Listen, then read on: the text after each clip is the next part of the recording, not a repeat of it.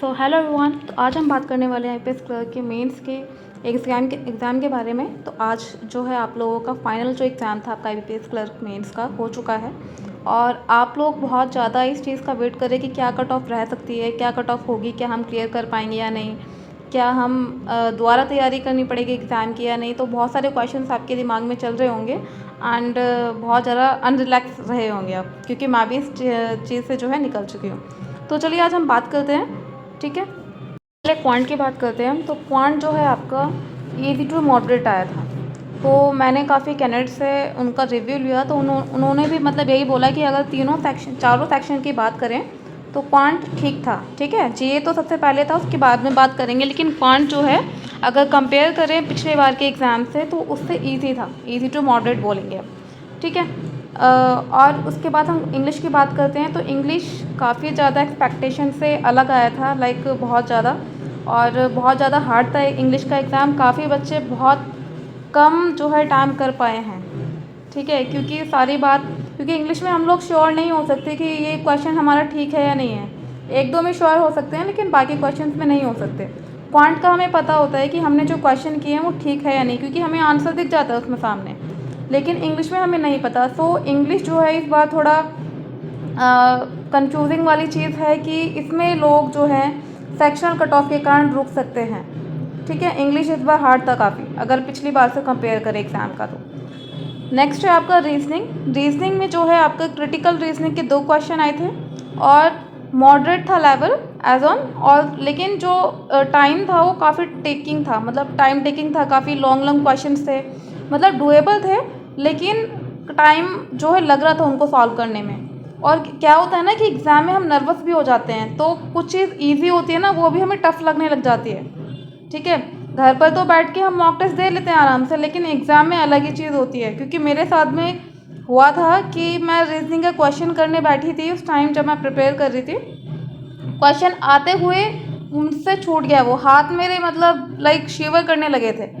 तो रीजनिंग में क्या था कि एक तो 2 वेरिएबल क्वेश्चन थे तो इजी थे, हम टफ नहीं बोलेंगे इस चीज़ में, क्योंकि काफ़ी टफ क्वेश्चंस आते हैं। 3 वेरिएबल होते हैं तो उसमें थोड़ा ज़्यादा टाइम टेकिंग होता है, ठीक है। लेकिन 2 वेरिएबल क्वेश्चन थे लेकिन टाइम टेकिंग था, मतलब लॉन्ग स्टेटमेंट थी उसमें, ठीक है।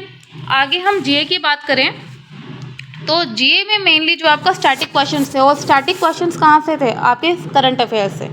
अब जो मैंने करंट अफेयर्स की वीडियो अपनी अपलोड की हुई है, अगर आपने उस तरीके से किया होता ना, मैं आपको गारंटी दे सकती हूँ कि आप बहुत अच्छा स्कोर कर पाते। और जिन लोगों ने अपने अकॉर्डिंग किया है, फिर भी जो जीए का क्वेश्चन लेवल था इस बार काफ़ी ईजी था, क्योंकि वन लाइनर क्वेश्चंस काफ़ी आए हुए थे, काफ़ी ज़्यादा वन लाइनर क्वेश्चंस थे, और इतने ज़्यादा टफ भी नहीं था कि हाँ लेंथी क्वेश्चंस आए हों कि बच्चे कंफ्यूज हो जाएं।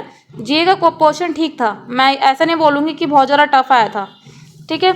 और जो सॉरी मैंने इसमें ईयर्स लिख दिया है, और जो करंट अफेयर थे मेनली आपके 4 मंथ पहले के आए हुए थे। अभी तक क्या होता था कि 6 मंथ्स के पढ़ रहे हैं, ठीक है, लेकिन 4 मंथ्स के इनफ थे। 80% जो है 80 to 90% कंटेंट जो है आपका 4 मंथ से आया हुआ था। अगर आपने अच्छे से किया होगा, जिन लोगों ने करंट अफेयर पे ज़्यादा ध्यान दिया होगा, तो उनका अच्छा खासा स्कोर उन्होंने कर लिया होगा, ठीक है। साथ में जो लेवल मैं आपको ऑलरेडी बता चुकी हूँ कि ईजी टू मॉडरेट था।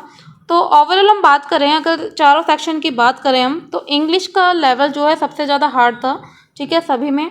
और बाकी जिन लोगों ने अच्छे से मॉक टेस्ट लगाए होंगे, ठीक है, प्रॉपर तरीके से एक सीटिंग में, तो उनका जो है बाकी लोगों से अच्छा गया होगा एग्ज़ाम, ठीक है। तो अगर हम सेक्शन इनकी बात करें कि कट ऑफ कितनी जा सकती है और एक्सपेक्टेड जो है क्या क्या आपके नंबर रह सकते हैं, ठीक है, जो अटैम्प्ट किए वो अब उस चीज़ के बारे में बात करने वाले हैं। तो देखिए, क्वांट में जो है मोस्टली बच्चों ने 25+ किए हुए हैं, ठीक है। उसके बाद रीजनिंग की बात करें तो रीजनिंग में 15+ क्वेश्चन जो है अटैम्प्ट किए हैं बच्चों ने, और वो सिर्फ इसका रीज़न यही है कि टाइम टेकिंग था। ये टाइम टेकिंग के कारण जो है क्वेश्चन ज़्यादा टाइम नहीं हो पाए, ठीक है, काफ़ी कैंडिडेट्स के। इंग्लिश की बात करें तो इंग्लिश मैं आपको ऑलरेडी बता चुकी हूँ काफ़ी टफ था, तो उसकी वजह से 20+ ही बच्चों ने, मेनली जो मैं बता रही हूँ जिन बच्चों से मेरी बात हुई है, ठीक है, उन्होंने जो 20+ जो है अटैम्प्ट किया है, और जीए में आपका 20+।